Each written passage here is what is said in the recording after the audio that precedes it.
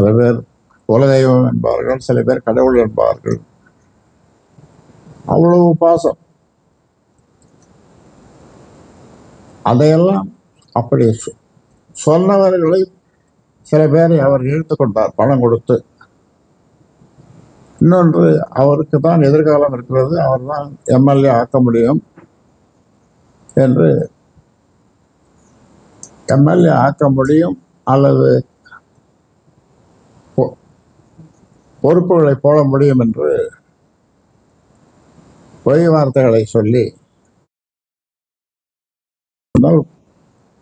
அவர் நிறைய பையா போய் வச்சிருக்கார். அதில் அவர் மாதிரி சொல்லி நிறைய புசாமல் பொய் வார்த்தைகளை சொல்வார். ஒரு உதாரணம் சொல்லுகிறேன்.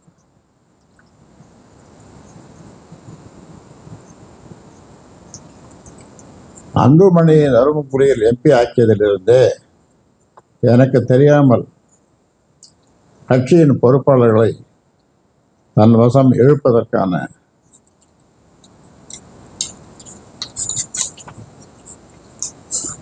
உள்ளடி வேலைகளை செய்து வந்திருக்கிறார் என்பதை கடந்த சில மாதங்களுக்கு முன் நான் தெரிந்து கொண்டேன். ஒரு நாள் பாட்டாளி மக்கள் கட்சியினுடைய மாவட்ட செயலாளர்களை சந்தித்து வருகின்ற தேர்தலை எப்படி நடத்துவது, எப்படி பாடுபடுவது, எப்படி வெற்றி பெறுவது, நமக்கு சின்னமும் போச்சு, கட்சியும் வலுவிழந்து இருக்கிறது, அதனால் இதை பலப்படுத்த வேண்டும் என்று ஆலோசனை சொல்ல கூப்பிட்டேன், அழைப்பு விடுத்தேன். ஒரு 108 பேர், 108 செயலாளர்கள், அதில் 8 செயலாளர்கள் தான் வந்தார்கள். 100 செயலாளர்கள் அவர்களுக்கு ஃபோன் பண்ணி தொலைபேசியில் பேசி வெடிய 3 மணி வரைக்கும், காலையில் 3 மணி வரைக்கும் போகாதே போகாதே போகாதே போகாதே என்று சொன்னார். இதெல்லாம் புதுவெளியில் பேசக்கூடாது தான், ஆனால் பேச வேண்டிய நேரம் வந்து விட்டது. அதனால தான் நான் பேசுகிறேன், உங்கள் மூலமாக பேசுகிறேன். கடைசியில் 8 பேர் தான் வந்தாங்க, 100 பேர் வரல. ஒரு நிறுவனராகிய நான் இந்த கட்சிக்கு 96,000 கிராமங்களுக்கு போனேன். 96,000, 46 ஆண்டு காலமாக. அப்படி விதையை போட்டு, ஒரு ஆலமரம்னு வச்சுங்களேன், அதை விதையை போட்டு அது தண்ணி ஊற்றாம வேர்வையை ஊற்றி வளர்த்தேன். நான் தண்ணிக்கு பதிலாக வேர்வையை ஊற்றி வளர்த்தேன். எனக்கு பெரிய ஆலமரமாக ஆகிது. அந்த ஆலமரத்துலேருந்து ஒரு கிளையை விட்டு கோடாலி செய்து அந்த கோடாலியினாலே அந்த மரத்தையே வெட்ட நினைக்கிறார்.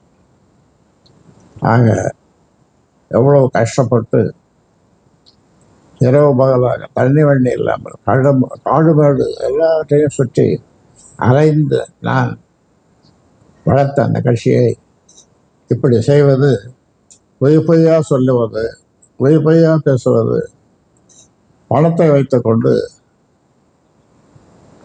பொறுப்பாளர்களை விலைக்கு வாங்குவது, சில பேர் அப்படி போய்விட்டார்கள். 3 எம்எல்ஏக்கள் அதே மாதிரி வரல.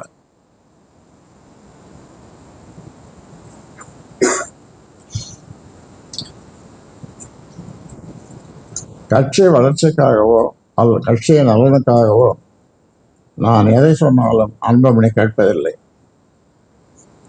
அன்புமணி மீது நான் ஏன் உரிய நடவடிக்கை எடுக்கவில்லை என்றால், நான் வளர்த்த கட்சியை நானே அழிப்பதோடு மட்டுமல்ல, கட்சி பொறுப்பாளர்கள் தொண்டர்கள் அனைவரையும் அதில் பாதாளத்தில் தள்ளிவிடுவார்.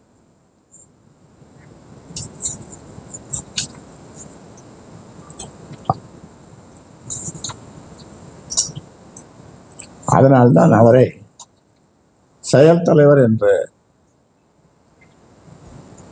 தலைவர் பதவியையும் ஏற்கனவே இருக்கிற நிறுவனம், நான் தான் நிறுவன ஆரம்பித்தேன்.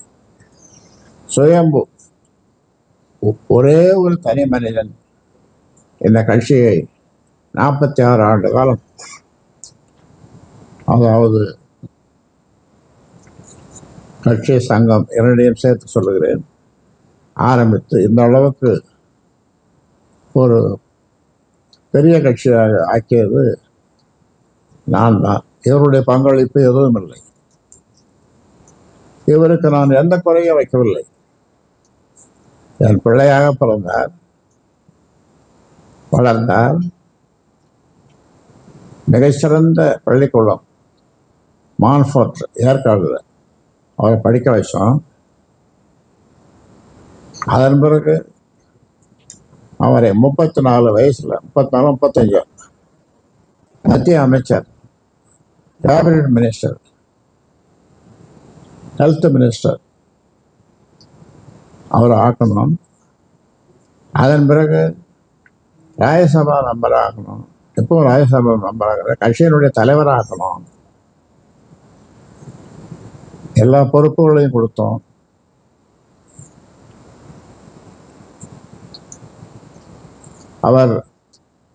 அவருக்கு வயது 22 இருக்கும்போது நான் இந்த கட்சியை ஆரம்பித்தேன்.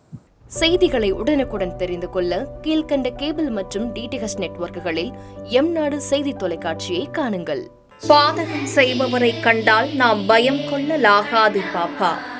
மோதி மிதித்துவிடு பாப்பா, அவர் முகத்தில் உமிழ்ந்து விடு பாப்பா.